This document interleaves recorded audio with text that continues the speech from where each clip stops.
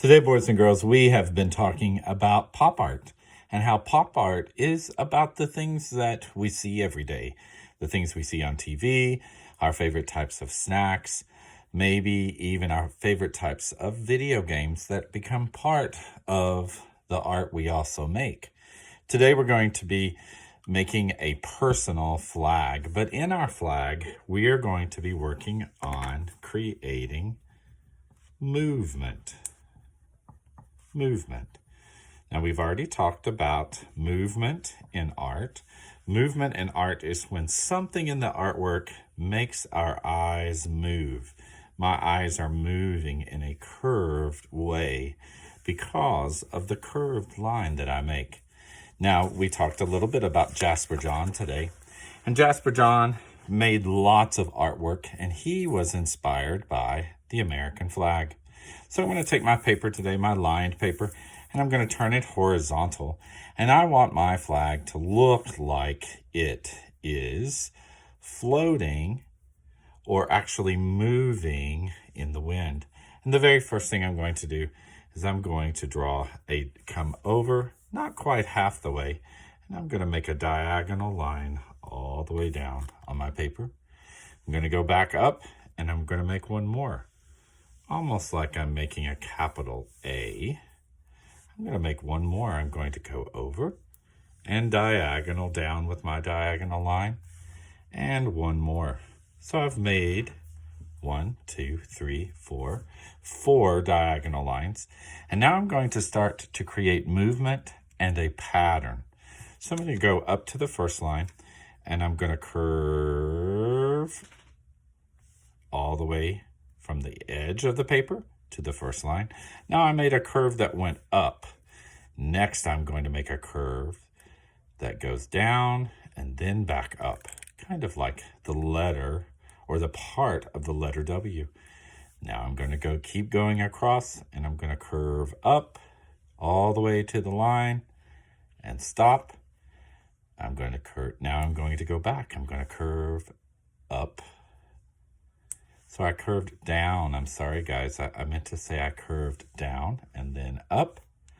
And I'm alternating this pattern, and I'm going to curve down. Now, I see lots of movement already. I'm going to keep going. I'm going to go up and repeat the same lines that I did before. There I go. And they don't have to be exactly the same every time, but they should be going in the same direction. I'm going to do another one. Up. U. Like a hill, a valley, and another hill. I'm going to add one more. Excuse me, a hill, a valley, a hill, a valley, and a hill. Now I'm going to start adding more pattern, and I'm thinking about this like a flag.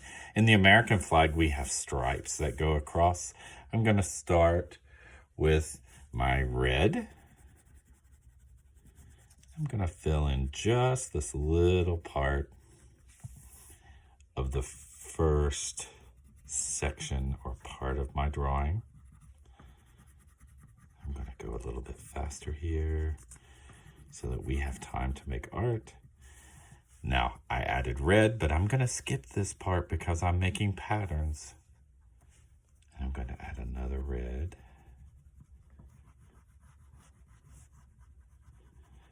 And I'm going to work all the way across. And you guys can pick any colors you want. So, red, white, red, white, red. I'm making another pattern. I made a pattern with my lines. I'm making pattern with my colors. Okay, now I'm going to the second row. Now, since this one was red, I'm going to leave this one white.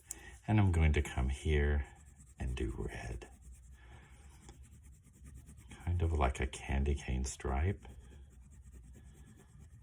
If this one was red, this one's going to be white. And this one will be red. And I'm going to keep working all the way down the paper, creating a pattern with my red crayon and leaving some areas white. Take a look at the one that I did with green. Notice I have green, white, green, white, green. But when I started again, I left this one white so that now I have a pattern coming down and a pattern going across. You could even add another color. After you've finished with one color, you could go back and make the white into another color. And it looks like these lines are moving. I'm creating movement in my artwork. And if you want it to look like an American flag, think about part of the flag that you could do a pattern of stars. Like in this section, I did this one first, and then I added my pattern, and I left some of it white. All right, guys, I'm excited to see what you do. Remember, your flag can be lots of different colors, but it should look as if it's blowing in the wind and has movement. We are creating movement in our art today, and I'm going to draw with you and help you get started. All right, guys, let's go.